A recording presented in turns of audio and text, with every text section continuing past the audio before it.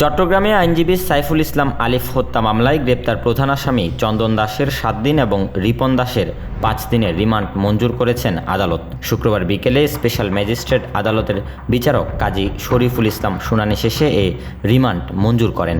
এর আগে পুলিশ উভয় আসামিকে আদালতে হাজির করে 10 দিনের রিমান্ড আবেদন করেন। চট্টগ্রামে আইনজীবী সাইফুল হত্যার ভাইরাল হওয়া ছবিতে কমলা রঙের টি শার্ট ও কালো প্যান্ট পরিহিত চন্দন ছুরি হাতে সাইফুলকে কোপ দিচ্ছিলেন। মাথায় ছিল হেলমেট। অন্যদিকে নীল রঙের গেঞ্জি হাতে বটি নিয়ে দেখা গেছে রিপনকে। যদিও রিপন হত্যা মামলার এজাহার নামীয় আসামি নয়।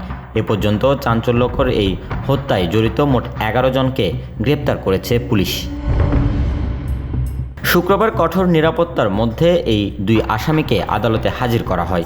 সকাল থেকেই পুরো আদালত চত্বর ও আশেপাশের এলাকায় কঠোর নিরাপত্তা নিশ্চিত করে আইনশৃঙ্খলা বাহিনী।